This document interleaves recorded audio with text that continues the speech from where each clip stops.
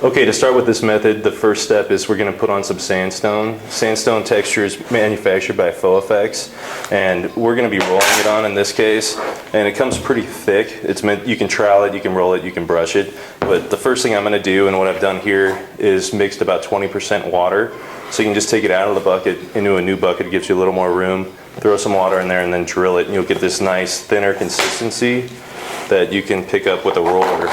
So I'm just going to load up my tray, and then we'll start rolling out our finish. Okay, so I've got my sandstone in this tray. I'm using a 3/8 inch nap roller, and it takes a second to get the sandstone loaded on there, but it'll pick it up and then you're ready to go.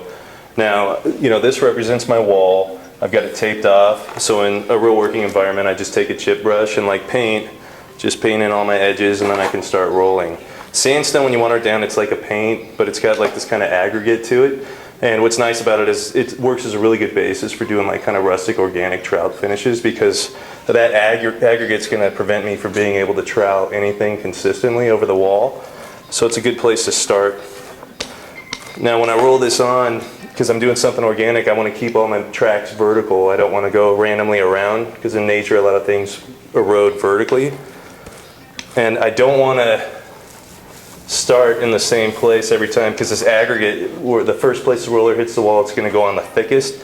So if I'm consistently hitting the same spot as I work across my space, I'm going to get like this heavy area and then light areas. So you want to randomly kind of hop around your wall surface, so you have thick and thin areas just nice and randomly around the wall.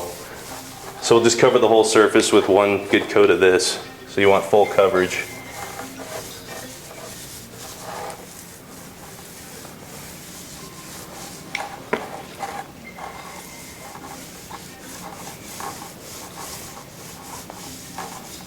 Okay, for rolling sandstone, I get about 180 square feet per gallon. Okay, so we get our sandstone rolled on, and it's got all these high peaks from the aggregate in it. So we got to knock some of them down. So what we're going to do is kind of like sand it, but we're going to use a steel trowel and just run it over the top, and that's going to knock down all those high points, and then we can move on to troweling. Okay, for the next step, we're going to mix up some plaster, and the plaster I'm going to use is Faux or Aquastone, manufactured by Faux. And I'm going to use 24 ounces of this, and of course you're going to need to mix more if you're working a larger surface. And then the color I'm going to use to tint is earth brown, aqua color, and what I'm going to do is 24 ounces of Faux to 4 teaspoons of earth brown, and go ahead and mix that up, and it's going to give me this kind of nice, kind of tan plaster. So get that mixed up, and then we'll start troweling out our board. Okay, so I got my Hawk and trowel, and we're going to start troweling our Faux mix. So I'm just going to load the right side, working my wall surface, starting in the upper right hand corner. And I'm going to do kind of a random thickness, random trowel, and so I'm going to get some of this pitting and just leave a little bit of my sandstone exposed. You can kind of hop around, vary the thickness. You know, I've got plenty of time to come back in here and kind of close down some of those holes or create just a little bit of random trowel movement.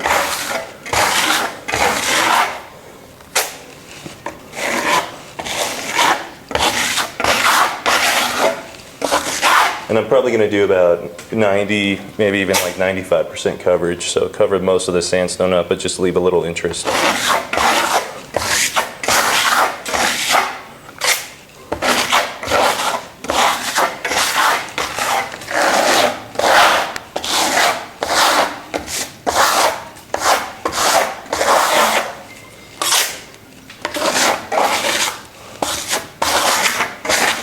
Okay, so now I got my surface troweled out. You can see some of this pitting, got some nice random trowel movement on there. And with this Faux, make sure you're troweling it this way. I got roughly about 120 square feet a gallon. Okay, for the next step in this method, we're going to mix up some plaster. I'm going to use Proceed Smooth Absorbent. I'm going to take 16 ounces of this, and I'm going to add 2 teaspoons of earth brown aqua color, 2 teaspoons of dark brown aqua color, 2 teaspoons of yellow ochre aqua color, and 2 teaspoons of titanium white Proceed Fluid Acrylic. So I'll get that mixed up, and then we'll jump on the wall. Okay, so I got my Hawk, my trowel, and what I'm going to do is just kind of do skim coat over this. I can leave some little heavier areas, and I'll leave some pitting to leave some of the sandstone from the very bottom exposed and some of this Faux plaster exposed.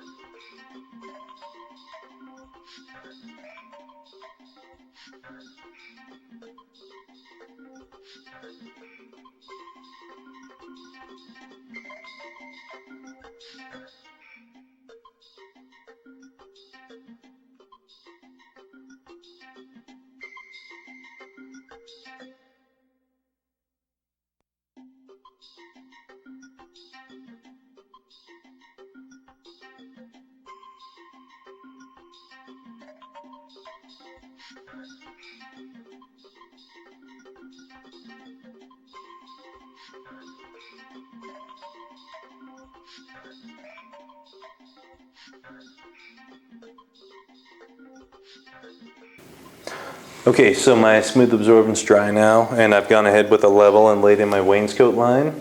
I broke this particular wall up 2/3 high, 1/3 low, but it's always going to kind of be dictated by the job you're working on, how high you want that wainscot. So now what I'm going to do is mix up my plaster for the lower section, and then we'll get to troweling it. Alright, so the plaster I'm working with is smooth absorbent again, and I'm going to go ahead and throw the recipe up on the screen for you. And then we're going to kind of just trowel in this lower section and create a wainscot. Okay, so again, I'm just going to skim coat my plaster. And I need to be careful around this line. You know, I don't want to create like this perfect, solid, straight line. So when I'm troweling in, when I get up to this line, I'm going to kind of try and make it a little bit broken up, but not like I troweled it on. Just like over time, pieces of it have kind of like started missing. So I'll start up there, and then I'll just kind of work down, and I'm skim coating, so I'm revealing some of this lower plaster so I don't have to go back into sand and make it look distressed. See, if I go tight, it kind of reads through because it's semi-translucent. And when you're troweling it, you know, get some of these nice holes and just make it look nice and distressed.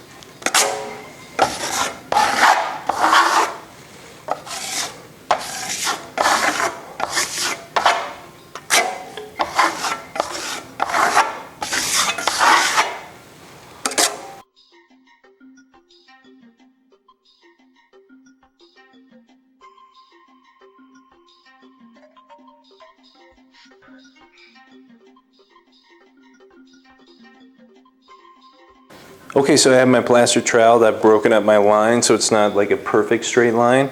With this plaster, I'm getting about 300 to 400 square feet a gallon, depending on how thick I'm troweling it. And that's kind of the look for now, and then we're just gonna overstain and distress. Okay, for the final step on this, we just need to overstain it and glaze it and make it look old. So I've just got a mixture here. It's about 12 ounces of Proceed full body glazing medium with about 4 teaspoons of earth brown aqua color. And what I'm going to do first is get a water bottle, some isopropyl, my paper towels, and get everything set up so I can just start moving across this. Okay, so I've got a squirt bottle with water. First thing I'm going to do is just kind of lightly mist my surface. It just helps my glaze cruise across this texture a little easier.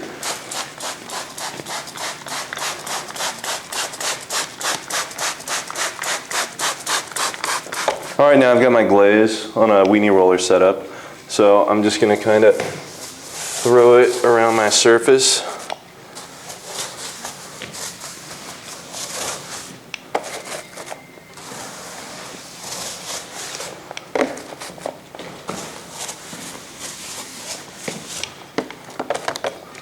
Now that I've got my glaze spread out and moved around, I'll just take a big chip brush or a big wallpaper brush, whatever you want,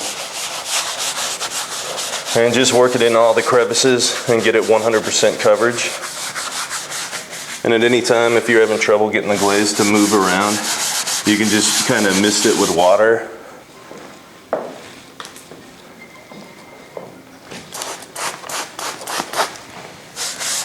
That'll help spread it out. And if I was working like a large wall, what I'll do is, you know, I'm comfortable working something this high in about 4 foot wide sections, so I'll apply my glaze, do this whole process, and just leave a wet edge on that side. And I won't work completely up to that, so my next section I can just bring the glaze back into that and I get this nice seamless fluid line I'm working.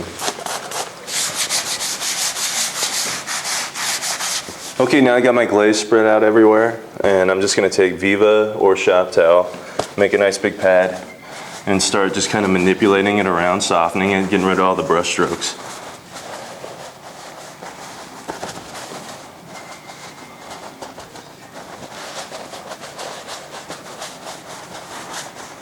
Okay, now that I've done my initial manipulation with the shop towel, I'm just going to take some isopropyl for some added interest. And I'm not going to go crazy here. I'm just going to do some random little flicking. And what this will do is create some kind of watermarks, just to give it a little more interest. And on top of doing the isopropyl process, I can take my water bottle again, and maybe if I have a heavy area of glaze, I'll just kind of randomly create some dripping. And usually when I'm doing this, I'm doing it a lot of times up at the ceiling line.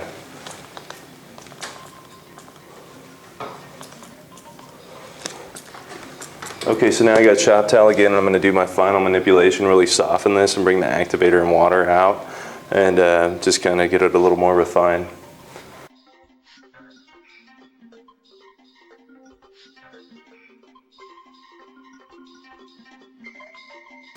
Okay, so I've got my final softening done, so now I just let it set up.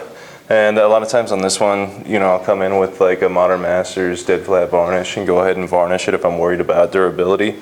But otherwise you can just leave it totally alone, so you're good to go.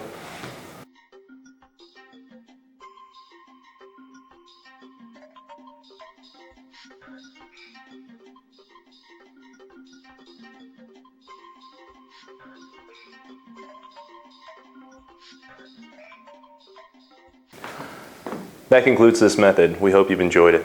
For information regarding the products used or alternative products and how they can be purchased, visit the resource section of the Method website. For any questions or comments regarding the method you've just watched, visit the online Method support forum and locate the thread related to this video.